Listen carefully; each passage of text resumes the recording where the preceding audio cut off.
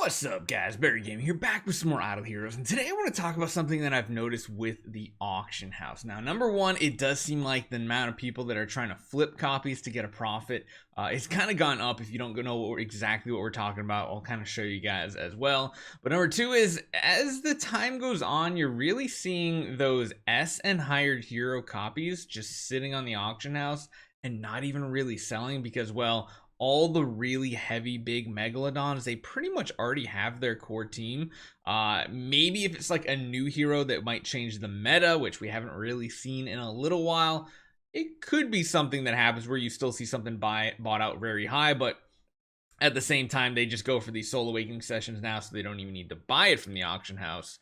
But I have seen the sales of A- heroes gone way up. Like they churn out day after day, because I think the prices of them are coming down, so people are like, well, it's pretty much the same as like buying out a big event. It's probably worth the investment when you're already spent this much money on the game. And it's also something that even free-to-play players strive after now as well. So hopefully you guys enjoy this one. Let's talk about the auction house.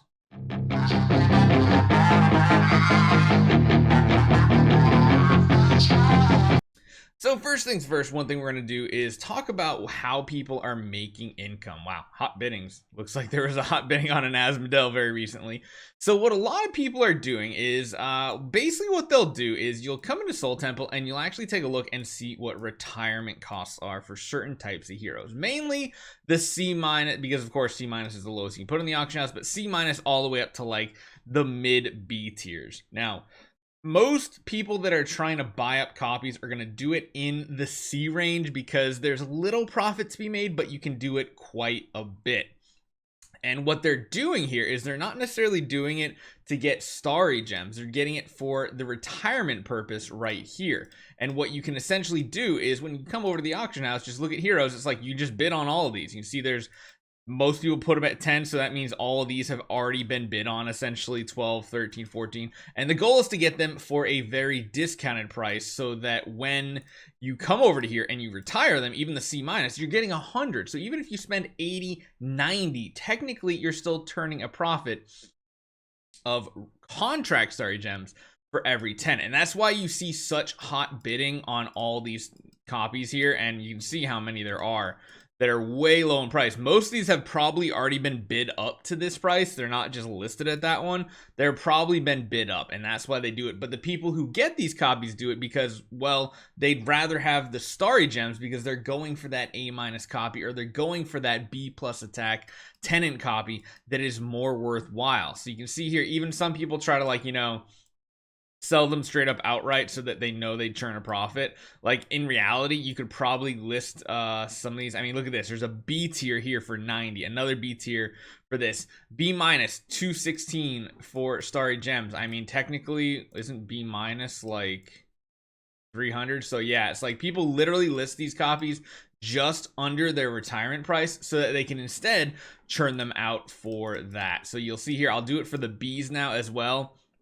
A lot of them are low biddings, but there's ones up here for 250, 216, 250, 280, anything under 300. Technically, you can just buy up and retire, and that pretty much nets you a nice little positive when it comes to your overall starry gem count. So you can see there's actually a lot of them up here that you can do that, but you're taking your starry gems that are usable for trading in the auction house and instead getting contract starry gems for soul awakening sessions, galas, things like that. So it's kind of like a trade-off there. So that's kind of the first part I want to talk about. You always see everybody bidding up these copies left, right, and center.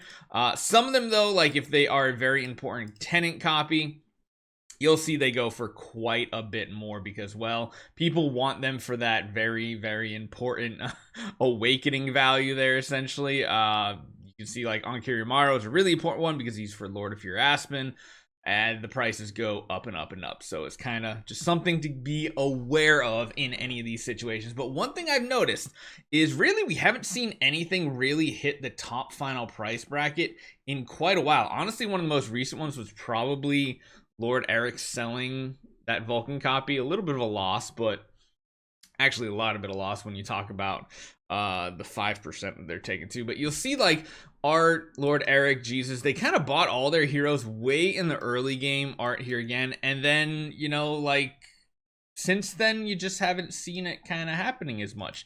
And that's mainly because everybody who is a big whale, like the giant whales, megalodons, krakens, whatever you want to call them in this game, they've already got all their SSS copies. And if they haven't, they go in on the Soul Awakening sessions and they get an S or higher stone crystal just from the event, and they never have to touch the auction house anymore. What that means is if you actually come over here and take a look at all the SS copies now, whoops, yeah, there's of course not an Onkirimaru. That would be insane. You'll see there's a ton of them S tier and higher that have just been kind of oh man, who awakened this sleepless? We'll talk about this in a second as well.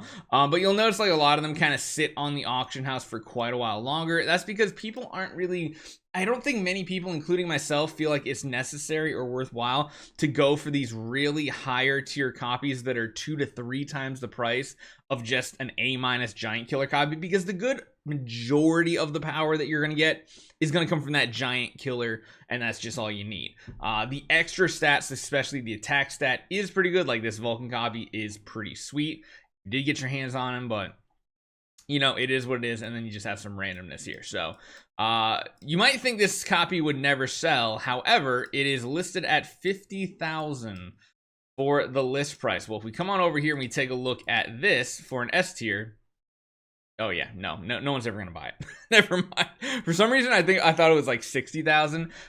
So yeah, that copy's just never gonna sell because, well, you're just gonna cash them straight in for contract star gems. What it would sell for is probably in the 40 to 45,000 range, because what that means is whoever is buying it can then cash it in for 5 to 10,000 contract star gems to use during a Soul Awakening session. So that's why it's like, sometimes the people listing these copies not playing it the smartest, because nobody cares about it. Nobody's going to use this copy. Like, just, it's not going to happen. But if it's listed for 40,000 or 45,000 even, someone will buy it to get that net positive of 5,000, possibly. Probably gonna have to list it for 35 to 40. And again, it's the same as we talking about those C and B tiers. They're there to flip the copies, not even flip them, just buy them and retire them for a flip of higher contract star gems. But you're seeing a lot fewer purchases on these, and what you're starting to see is a lot more movement on A tier copies. A tier copies are moving a lot more. Even copies that are tenants now are getting very high value. Like, you're getting upwards of 10,000 if they're a good tenant copy. And that's scary. And that's mainly because the attack value is so important on even your tenants, the way it works with treasure train and such, that you get so many stats that can then be transferred over to your main householder. And that's where you're seeing these close to 20 million attack heroes now that are just absolutely busted crazy amazing. So yeah, I think you're going to continue to see a trend that A copies are just going to continue to go up in value. Even just like the tenant copies like this, even they're not really heroes you're going to use as an A tier, but you want them for the A tier role. Probably just going to keep happening. So let me know what you guys think about the auction house. It's a very interesting dynamic here, especially when you consider some people wanting these contract gems more than anything else. So hopefully you guys enjoy this one. I'll see you guys next time.